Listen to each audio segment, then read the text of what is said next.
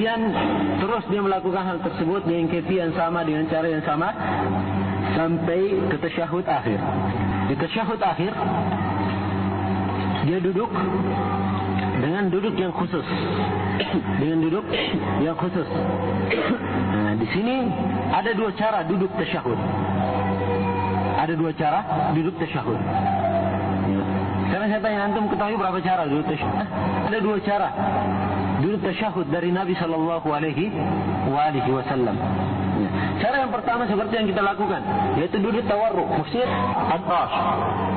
Kalau duduk tawarruk caranya, cara yang pertama dia menegakkan kaki kanannya dan duduk di atas warakihi. Warak kan?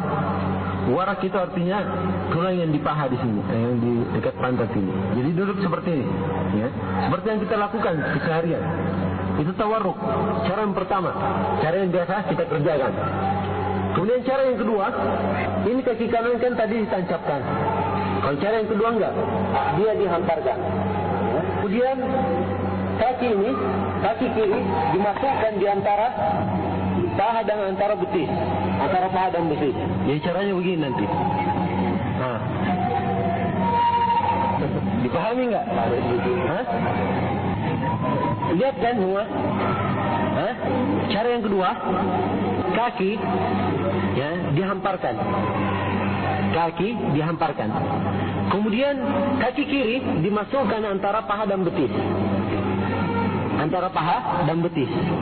Nah, ini dua cara. Ya, dan dua cara ini semuanya di dalam hadis yang sahih.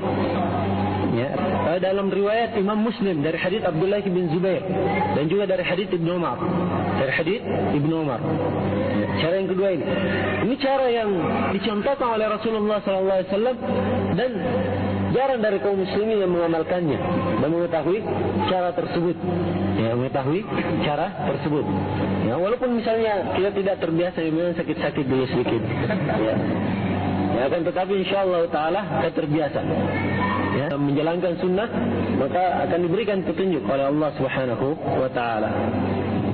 Nah, kemudian di sini setelah dia tasyahud, ya, dengan duduk seperti itu, kita melihat kembali posisi tangan. Posisi tangannya di mana?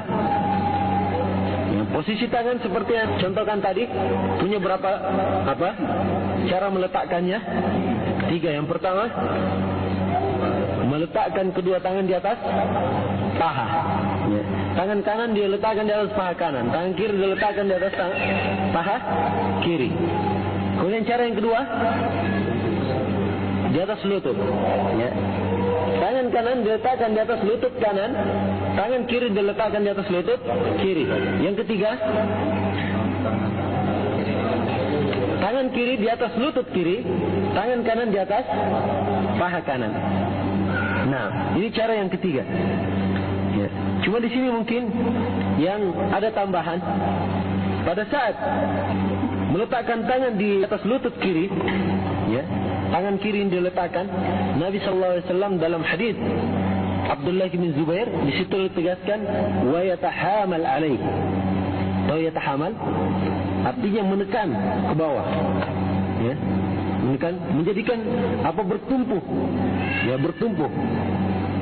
Ya. Jadi ini tidak begini caranya. Tidak begini. Bertumpu di atas paha kiri. Tangan kiri bertumpu di atas paha kiri. Nah, dipahami mungkin? Ya, sekira dengan itu, cara-cara salat, ya, kita bisa memahami dengan ringkas. Nah, setelah itu, setelah dia salat, satu lagi yang kita belum jelaskan tadi, dalam tasyahud akhir. Tasyahud akhir itu hukumnya adalah apa? Wajib. Ya, hukumnya adalah wajib. Nah, baik. Setelah itu dia membaca doa tasyahud tadi. Membaca kembali doa tasyahud, tahiyatulillahi wa barakatuh, salawat wa thayyibat, dan seterusnya. Ya. Setelah membaca doa tasyahud, kemudian dia membaca salawat. Ya. Dia membaca salawat. Dan salawat di sini hukumnya pada tasyahud yang terakhir hukumnya adalah wajib. Hukumnya adalah wajib. Ya, dengan nas riwayat Imam Ahmad dikatakan oleh Nabi sallallahu alaihi wasallam, "Tsumma liyusalli." Kemudian hendaknya dia berselawat untuk Nabi sallallahu alaihi wasallam dengan lafaz perintah.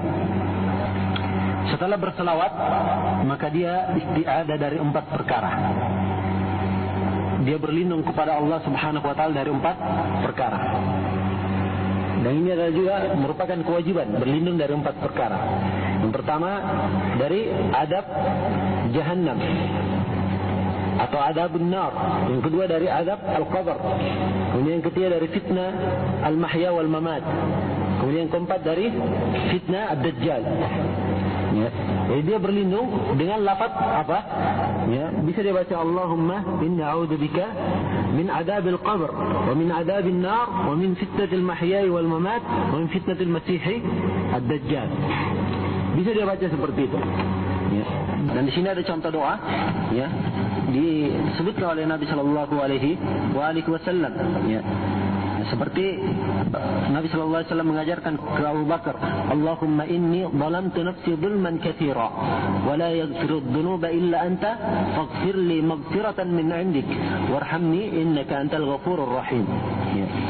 Katanya, ya Allah, sungguhnya saya telah menzalimi diriku dengan kezaliman yang sangat banyak dan tidak ada yang mengampuni dosa kecuali Engkau, maka ampunilah saya, ya, dengan pengampunan yang berasal darimu dan rahmatilah saya, sungguhnya Engkau adalah Maha Pengampun lagi Maha Penyayang.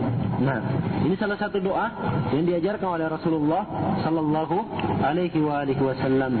Kemudian terakhir, setelah melakukan salawat kepada Nabi sallallahu alaihi wasallam, maka dia salam, ya, at-taslim, salam. Dan salam di sini hukumnya adalah rukun. Hukumnya adalah rukun. Yaitu 1 kali saja. Membaca 1 kali Assalamualaikum warahmatullahi wabarakatuh. Adapun yang keduanya ini merupakan sunnah atau merupakan perkara afdaliyah. Dipahami? Ya.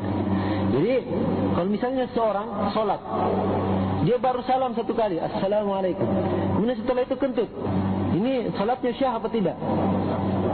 Syah, karena yang dianggap atau yang dijadikan sebagai rukun hatam ini, ya, dalam tuntunan salam ini Rasulullah sallallahu alaihi wasallam mengajarkan cara, ya, melaksanakan salam tersebut. Jadi dia salam, kemudian condong ke kanan, ya, sampai sejajar dengan wajahnya, kemudian dia juga condong ke kiri. Nah, setelah itu tak kala dia mengucapkan sighah atau lafaz-lafaz salam. Ya, ada beberapa riwayat di sini disebutkan oleh Syekh Al-Albani, tapi yang paling kuat riwayat Imam Muslim, Imam Al-Bukhari dan Imam Muslim. Itu riwayatnya Assalamualaikum warahmatullah, Assalamualaikum warahmatullah.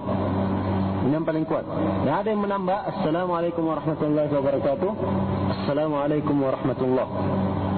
Ada tambahan seperti itu, tambahan wabarakatuh.